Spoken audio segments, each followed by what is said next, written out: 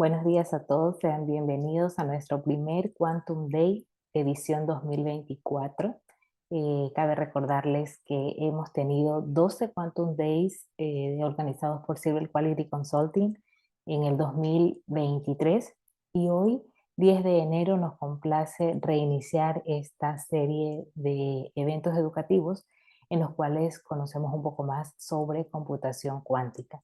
Mi nombre es Wendy Plata, soy CEO de Cyber Quality Consulting y hoy les voy a presentar la conferencia Fundamentos de la Computación Cuántica. Darles la bienvenida a todas las personas que nos están acompañando hoy. Muchísimas gracias por estar aquí y participar en esta conferencia. Y así como también les agradecemos a todos aquellos que van a ver nuestro evento en diferido, o en este caso en nuestro canal de YouTube. Les agradecemos también por ver la grabación. Y bueno, contarles un poquito sobre mí, para aquellos que no me conocen, soy una persona que ha estado participando en muchos proyectos relacionados tanto con estadística, calidad y sistemas informáticos. Y bueno, actualmente me estoy especializando un poco más en todo lo que son los temas de computación cuántica, más que todo en el área de investigación de estos temas, ya sea la parte de los algoritmos cuánticos, las simulaciones y también pues continúo mi línea de investigación en todo lo que es el área de análisis de datos con lo que es estadística, estadística multivariante y minería de datos. Y bueno, ¿qué son los Quantum Days? Son básicamente eventos educativos en los cuales promovemos todo lo que es la educación en computación cuántica, el aprendizaje de la computación cuántica, y por lo tanto pues queremos a ustedes desearles la más cordial bienvenida. Estos son eventos en los cuales nosotros tenemos básicamente reflexiones, aprendizajes, en los cuales realmente hacemos un evento que sea participativo para toda nuestra comunidad. Y lo que queremos es que ustedes puedan tener más que todo material en un 80% en español, y pues el resto del material suele ser en inglés, porque también tenemos eventos que son en inglés debido a que personas que colaboran con nosotros están en otros países, ya sea de Europa o de África, y también pues algunos de Estados Unidos, y el idioma común que manejamos es el inglés. Pero de manera general nosotros tratamos de educar a nuestra comunidad hispanohablante a través de estos eventos sobre computación cuántica. Hoy vamos a tratar un tema importante que básicamente trata de los fundamentos de la computación cuántica.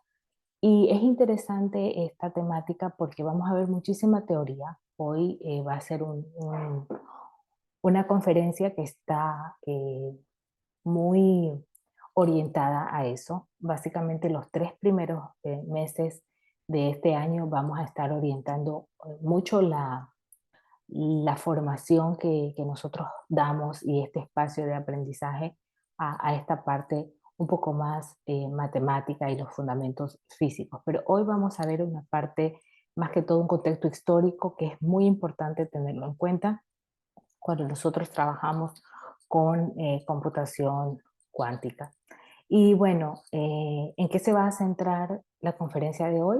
En estos 3 aspectos, que son el contexto histórico, donde vamos a pasar básicamente eh, prácticamente el 50% del tiempo que vamos a estar en esta conferencia va a estar basado en el contexto histórico.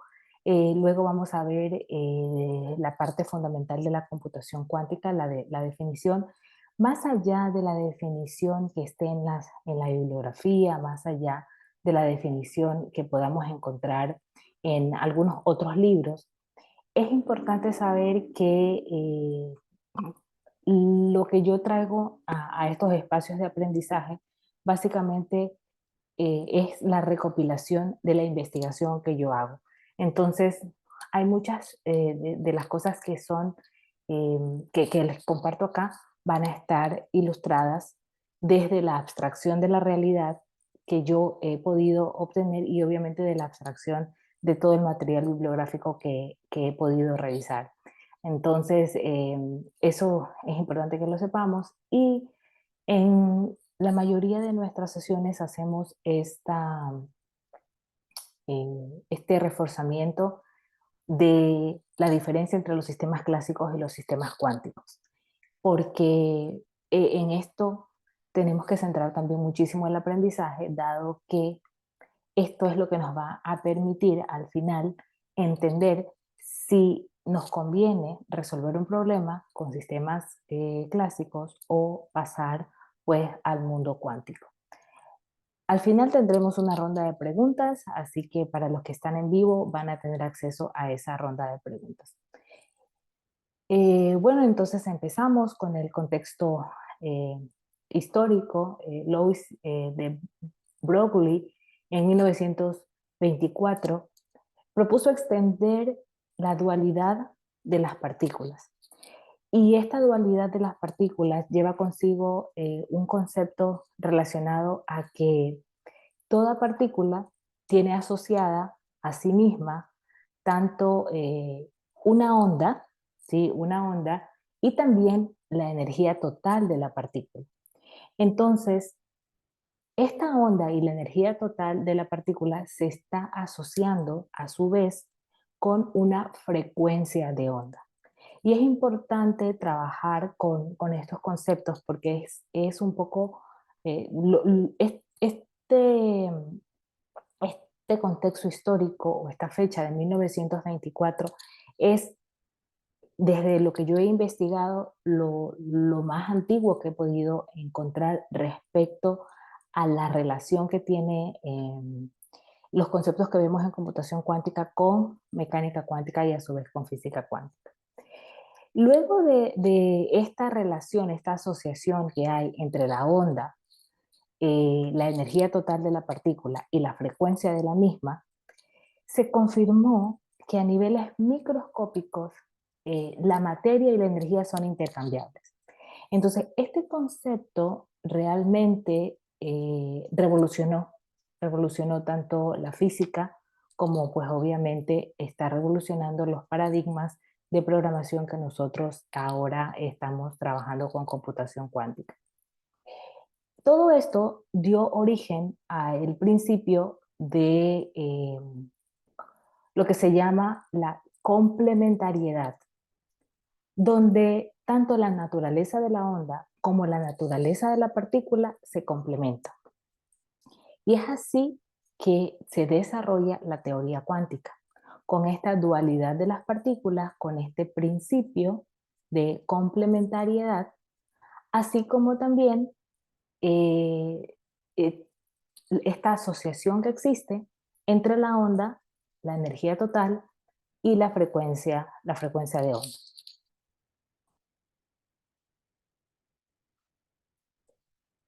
Más adelante, en 1926, Erwin Schrödinger propuso un formalismo para definir todo el mundo cuántico.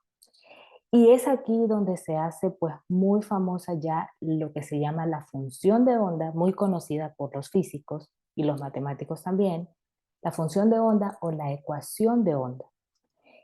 ¿Y qué es lo interesante de esta ecuación de onda? Que toma en cuenta la cuantización de la energía, toma en cuenta también la dualidad de las partículas y aquí es como se va encadenando los conceptos, pues obviamente que vimos anteriormente, este descubrimiento o estos hallazgos de Louis de Broglie, ¿sí? Y también se complementa con la conversión de masa a energía de Einstein. Y es así como se da origen a los estados cuánticos. Entonces, es bien importante que nosotros entendamos que todo lo que ya después se va desarrollando en computación cuántica viene de un origen que empieza pues con la física cuántica y la mecánica cuántica, es decir, con todo este mundo cuántico. Aquí nosotros podemos observar eh, la función de onda, donde aquí lo que nosotros podemos ver es que esta función de onda obviamente involucra tanto el espacio como el tiempo. Esta es una función de x, que es el espacio, y t, que es el tiempo.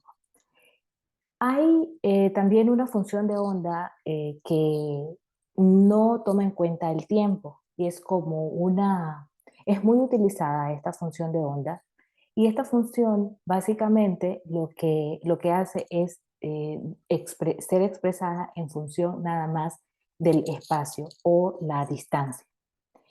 Y ha sido muy utilizada también para todo lo que es desarrollos matemáticos, porque ha facilitado los cálculos cuando no se toma en cuenta esta variable, la variable del tiempo, y se van facilitando las expresiones matemáticas.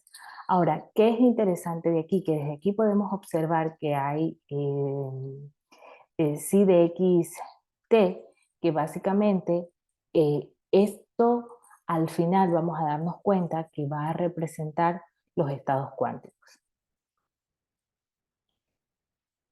Luego, de acuerdo a lo que yo he estado investigando y he tratado de estar investigando y poner a consideración de ustedes en orden cronológico todos estos hallazgos, es que eh, en 1927 todo lo que tanto propuso de Broglie, de Schrödinger, Einstein, todos ellos toma sentido en el campo cuántico y más que todo en un contexto probabilístico, porque Max Born es el que trajo un importante hallazgo respecto a la función de onda y la relación que tiene con una amplitud de probabilidad.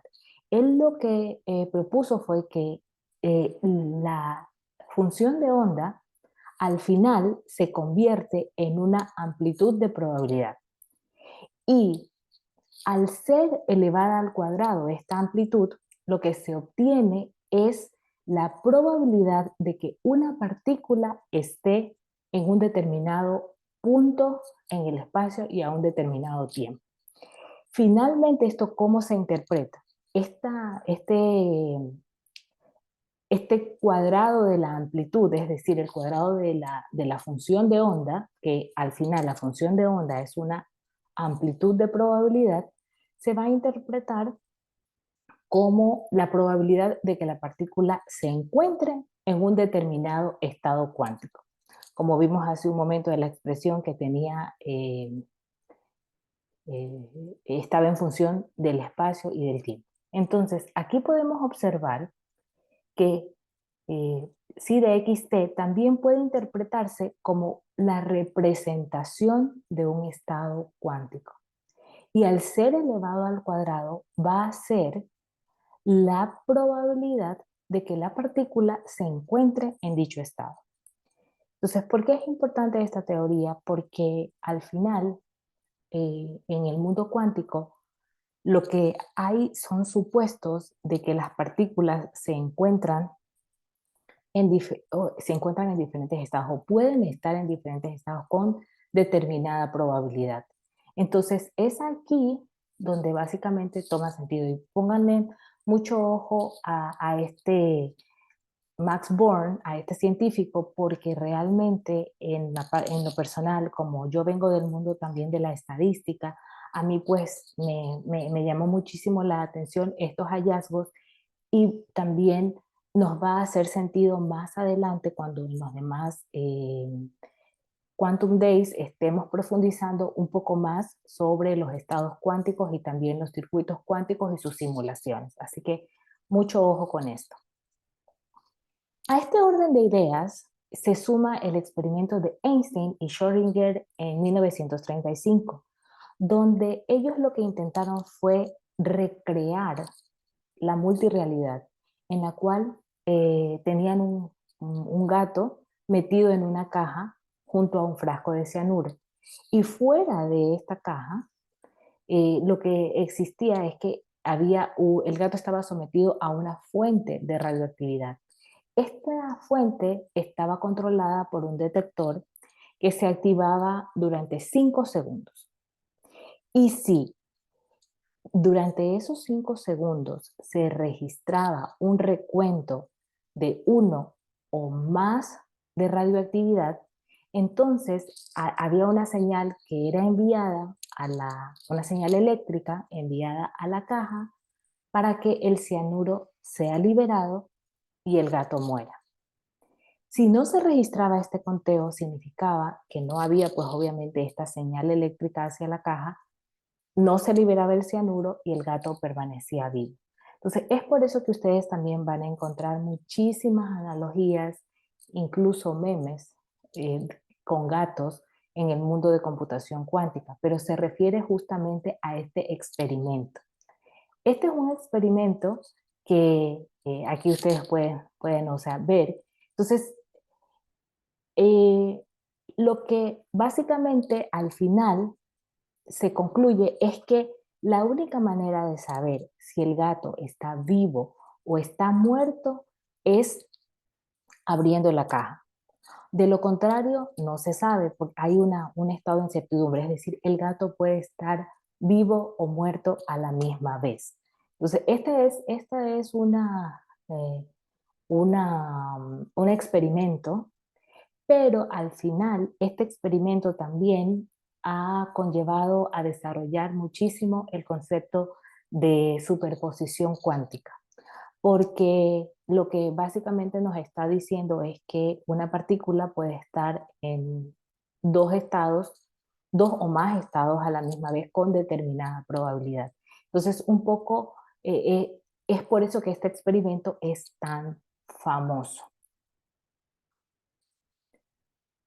Luego de toda esta teoría, que obviamente hay un desarrollo matemático muy fuerte, uno de los científicos más reconocidos, de hecho, si ustedes revisan mucha bibliografía sobre computación cuántica, se van a dar cuenta que cuando las personas hacen una revisión del contexto histórico o hacen referencia al contexto histórico, al primer científico al que hacen referencia es a Richard Feynman.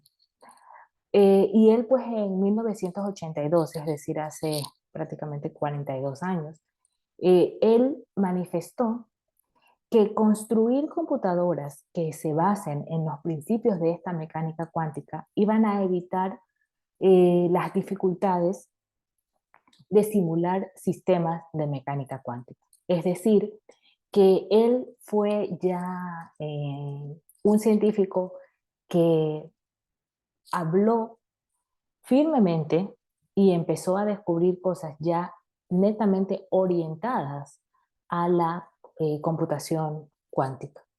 Y él es un referente a nivel de todo este campo de estudio, así que sería muy bueno que lo chequeáramos también.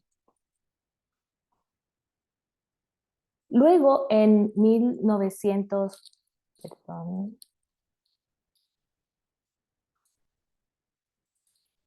se nos fue la presentación, vamos a ponerla nuevamente. ¿Sí? Entonces, como les decía, Feynman en 1982 habló directamente de la computación cuántica.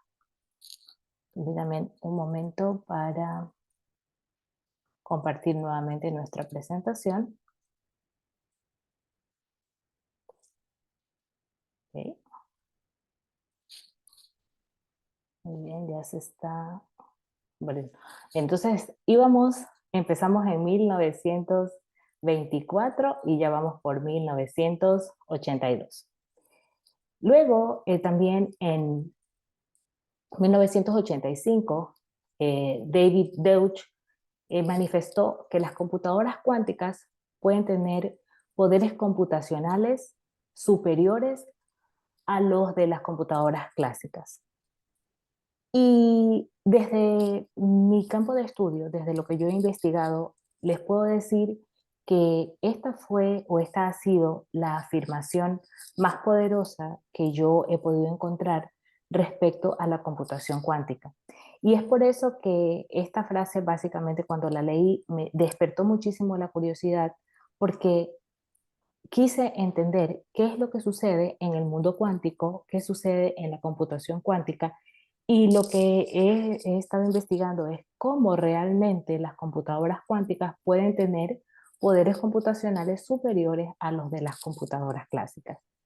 Lo que les puedo decir es que a lo largo de lo que he estado investigando, esta aseveración todavía está en discusión, porque al final lo que los científicos y la gente que se dedica pues obviamente a estas tecnologías, a implementar estas tecnologías de computación cuántica, lo que están descubriendo es que al final eh, va a depender de la aplicación o a qué problema se aplique cada una de las tecnologías.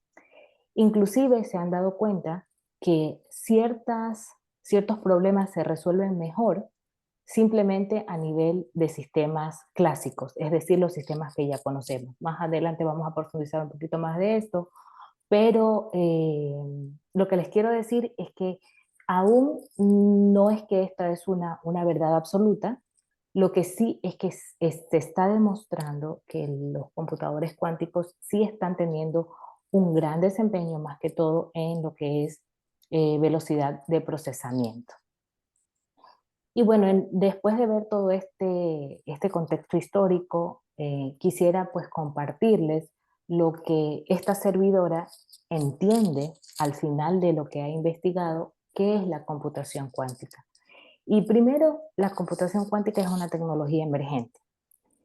¿Y por qué hablo de tecnología emergente? Porque si bien es cierto, hemos visto que prácticamente en el contexto histórico se habla de computación cuántica propiamente dicha, casi que desde los 80, pero eh, la tecnología como tal, la implementación de esta tecnología y obviamente pues su uso en las empresas está siendo ya una tecnología emergente hoy en día.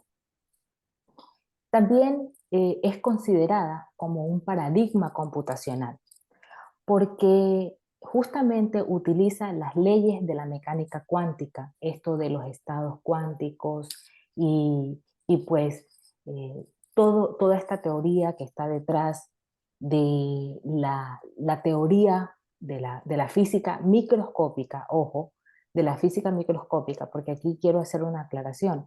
La física clásica o la física convencional habla o estudia el mundo macroscópico, pero la física cuántica estudia el mundo microscópico y de ahí se deriva pues la mecánica cuántica que obviamente estudia el movimiento de las partículas. Y lo que uno de los descubrimientos también de Feynman y uno de sus estudios es que él ha estado trabajando en el sentido de que los mismos procesadores sean una simulación de este movimiento de partículas. Los componentes de estos procesadores eh, es como una analogía, de tal manera que se pueda aplicar estos principios de la mecánica cuántica. ¿Y dónde se los desea aplicar? Desde la codificación. Y antes de la codificación como tal, o relacionada con la codificación, están los algoritmos.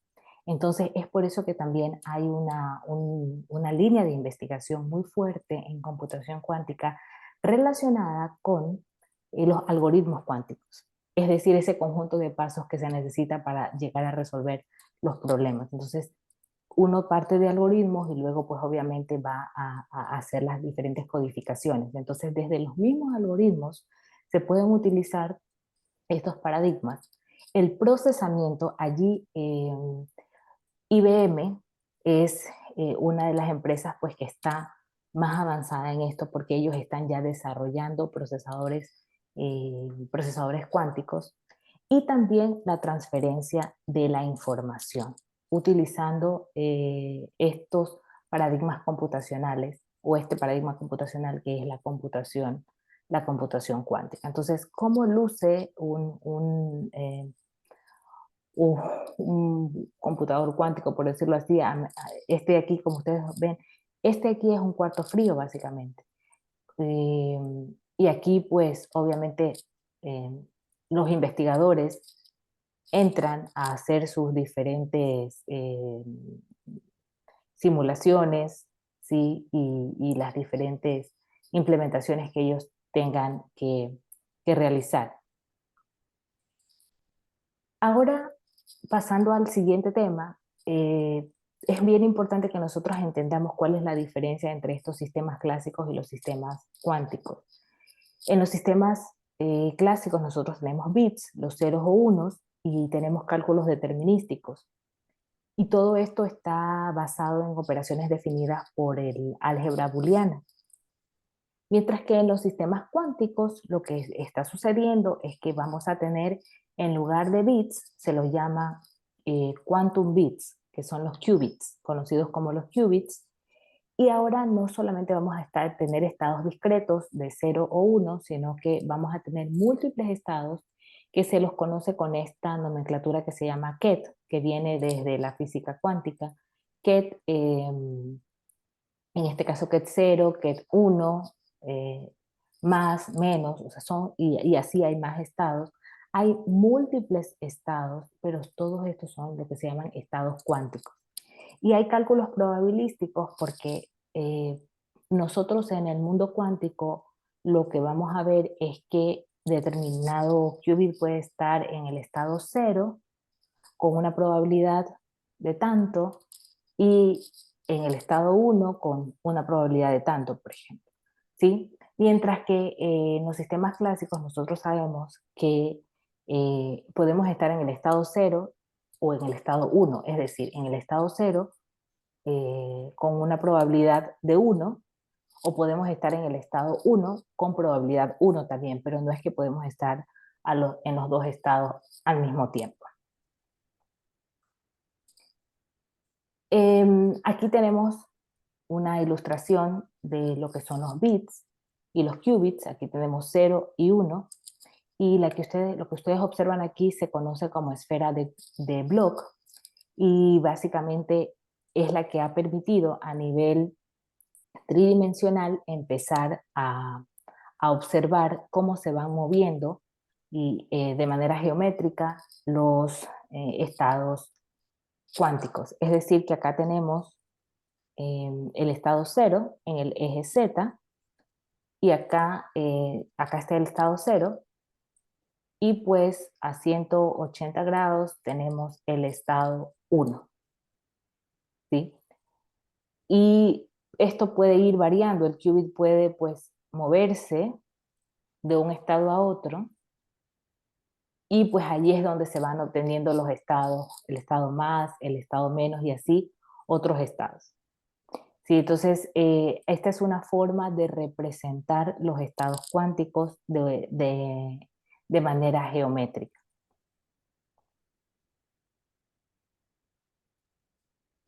Y bueno, para que ustedes no se vayan sin conocer un poquito más sobre cómo está avanzando esta tecnología, les he traído lo último que prácticamente está hoy en lo que es el mundo tecnológico de IBM. Ellos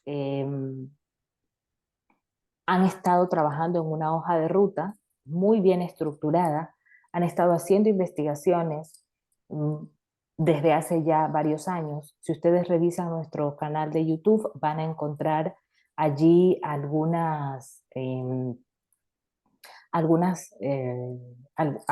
conferencias en las cuales nosotros hemos hablado sobre estos temas, y especialmente en diciembre hicimos un Quantum Day, el Quantum Day número 12, donde realmente profundizamos un poco más en lo que ha hecho IBM, así que ustedes lo pueden buscar allí. Son aplicaciones de la computación cuántica en el mundo real.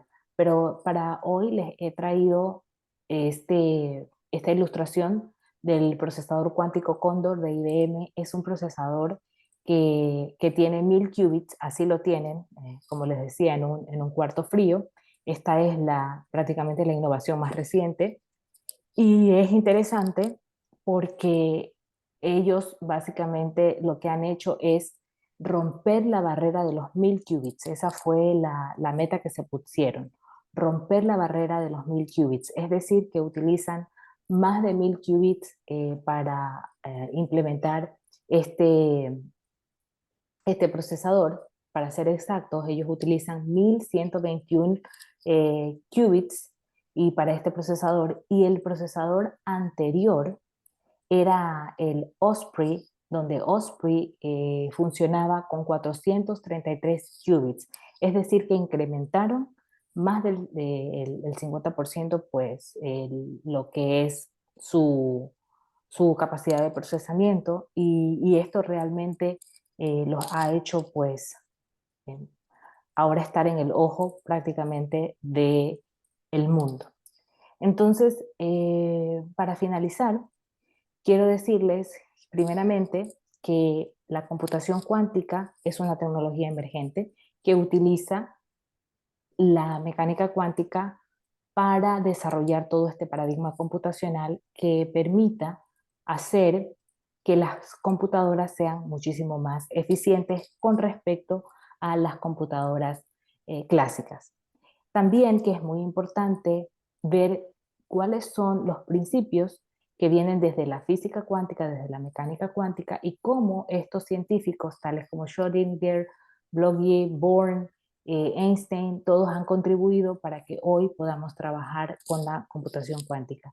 Y que la base matemática o el fundamento matemático de la computación cuántica básicamente viene a ser la función de onda de Schrödinger, y obviamente con todas sus derivaciones matemáticas, como las funciones con autovalores y al final aquellas que no utilizan la variable del tiempo, sino que solamente se quedan en función de la distancia o del espacio. Y todo esto ha desarrollado una teoría muy interesante en el campo de la computación cuántica.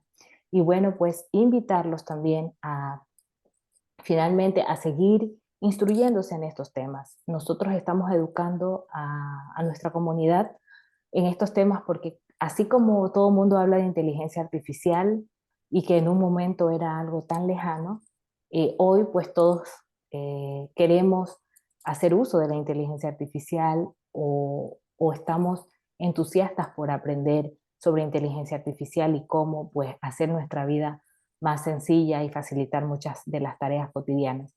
Asimismo, nuestra intención desde Silver Quality Consulting es proveer estos espacios de aprendizaje y reflexión, y también darles temas de vanguardia, que generalmente, como ustedes observan en esta última lámina, vienen dados en inglés, y la idea es que nosotros también nos eduquemos, sin desmerecer obviamente la importancia de aprender el idioma, que es muy importante también, pero también que esto sea más accesible a toda nuestra comunidad. Así que muchísimas gracias por habernos acompañado, y asimismo a todos aquellos que van a ver la grabación.